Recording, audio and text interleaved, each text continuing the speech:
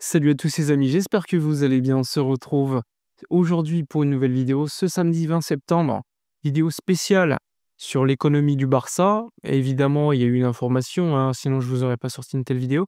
C'est la sortie de la nouvelle limite salariale par la Liga, donc qui a sorti les limites salariales de tous les clubs de Liga, donc notamment le Real 761 millions, le Barça 351 millions, l'Atlético 328, etc., etc. Je vous ai fait un petit graphe que vous pouvez voir avec la limite salariale de tous les clubs de Liga, mais on va surtout se concentrer, se focus sur la limite salariale du FC Barcelone parce qu'il y a énormément de choses à dire et des choses plutôt intéressantes. Pour rappel, la limite salariale, c'est un calcul effectué par la Liga qui, après la réception des budgets prévisionnels et des résultats précédents, eh bien, effectue un calcul dépenses-revenus et envoie une limite salariale. C'est-à-dire que le club en question ne peut pas dépenser en termes de masse salariale.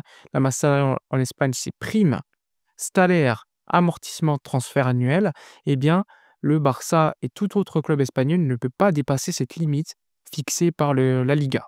Si tu la dépasses, eh bien, tu es dans une situation où tu es limité pour agir sur le mercato des transferts, avec la fameuse règle notamment des 60%, où tu peux tout simplement réinvestir que 60% des revenus que tu économises via des départs ou des économies de salaire. Donc ça, c'est important quand même de le rappeler avant de commencer cette vidéo. Maintenant qu'on a dit cela, il faut se focus spécifiquement sur le Barça, avec notamment, je vous renvoie à mes vidéos précédentes où je vous expliquais pourquoi le club était arrivé à une situation en 2021-2022 où la limite salariale était de moins 144 millions d'euros. C'est quand même dingue. Ensuite, le Barça est revenu directement la saison d'après à environ 650 millions d'euros. C'était suite à la cession par le Barça sur 25 ans de 20% de ses droits TV domestiques. Et donc, le Barça avait reçu beaucoup de cash, ce qui avait permis donc d'avoir un exercice financier ultra positif. Et ça a évidemment impliqué le patrimoine net du club et surtout la limite salariale qui avait augmenté. Néanmoins, les saisons suivantes, ça a rebaissé parce que le club n'avait toujours pas réglé, on va dire, ses dépenses structurelles. Globalement, les salaires étaient toujours élevés, les revenus n'étaient pas suffisamment hauts à ce niveau, à ce moment-là. Et donc, c'est au fur et à mesure que le Barça est revenu à une situation plus ou moins normale, avec notamment 2024-2025, les fameux 463 millions d'euros de limite salariale. Donc le Barça était revenu à une situation quasiment normale. Et là, c'était la chute, avec une baisse de nouveau cet été à 351 millions d'euros. Et là, vous allez me dire, mais qu'est-ce qui s'est passé? Eh bien, c'est simple. L'édile du siège VIP estimé à 100 millions d'euros, eh bien, l'été dernier, enfin l'année dernière, en 2024-2025, eh bien, ce deal de 100 millions d'euros avait été comptabilisé par l'auditeur des comptes à ce moment-là, qui avait considéré que les loges, les sièges VIP, etc. avaient été vendus, le Barça avait reçu de l'argent, eh bien, on pouvait compter l'opération. Donc, ça avait permis au Barça d'avoir une limite salariale de 463 millions d'euros. Finalement, après quelques semaines, le Barça a eu un autre auditeur de ses comptes qui, lui, a considéré que comme le Camp Nou n'était pas ouvert, eh bien, ce deal ne devait pas compter. Donc, les 100 millions d'euros ont été soustraits immédiatement. Aujourd'hui, on se retrouve dans une situation où, évidemment, lors du mercato d'été, la limite salariale était donc de 351 millions d'euros. Évidemment, si tu rajoutes les 100 millions d'euros qui devraient donc être comptabilisés lors de l'exercice actuel, lorsque le Camp Nou sera ouvert cette saison, eh bien, automatiquement, la limite salariale va grimper plus 100, donc à 451 millions d'euros. Mais le problème, c'est que, vous le savez probablement, la masse salariale est estimée à peu près 500 millions d'euros. Donc entre 450 et 500 millions d'euros, tu as toujours un malus d'environ 50 millions d'euros. Et le club estime que cela est dû au fait que le Barça n'est toujours pas de retour au Spotify Camp Nou. Et comme je vous l'ai dit, la Liga se base sur le budget et les revenus de l'été d'avant, de l'année d'avant. Et comme l'année d'avant, le Barça était à Montjuïc et que sur ce budget actuel, pour l'instant, la Liga considère qu'il n'y a pas un retour au Spotify Camp Nou, eh bien là aussi, il y a un manque à gagner par rapport au stade. Javier Gomez, CEO de la Liga et le cerveau surtout du fair play financier de la Liga, estime que le Barça avait, avec cette opération de 100 millions d'euros et le fait de ne pas être de retour au stade pour l'instant, au total, il y a un manque de 180 millions d'euros. Et donc, si vous êtes très bon en maths, actuellement, enfin l'été dernier plutôt, la limite salariale était de 351.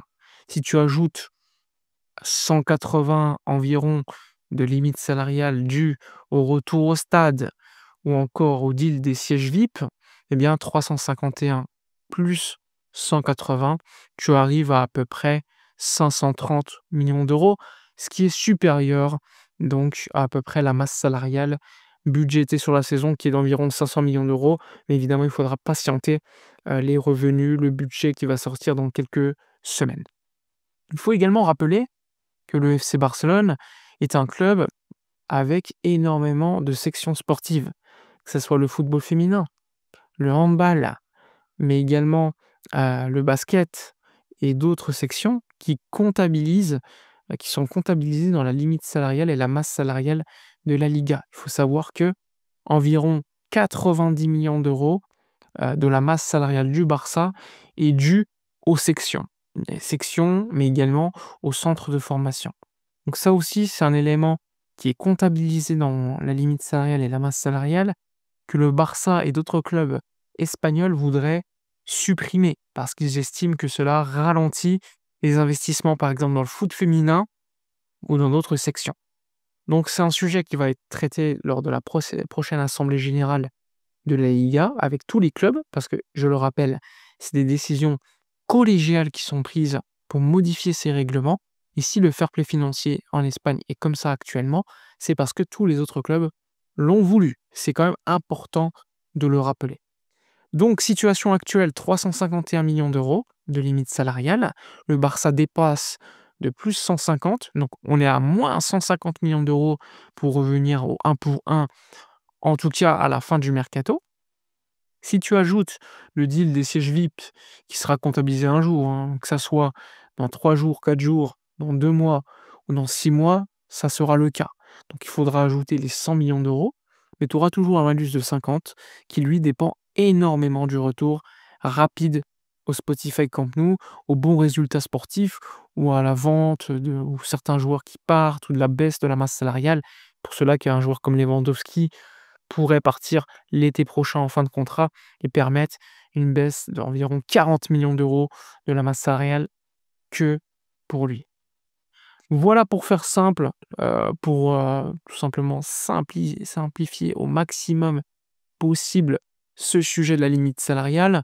On va évoquer d'autres sujets lors de vidéos prochaines, avec notamment l'assemblée générale qui est prévue dans environ un mois, mi-octobre. Et donc à ce moment-là, on fera un point sur l'assemblée générale qui aura lieu quasiment toute la journée, avec les économies, et tout ce qui est évidemment sportif, toutes les infos, on les traitera. Voilà pour l'info de la journée. N'hésitez pas à liker, commenter, partager. Moi je vous dis à la prochaine et d'ici là, comme d'habitude, portez-vous bien.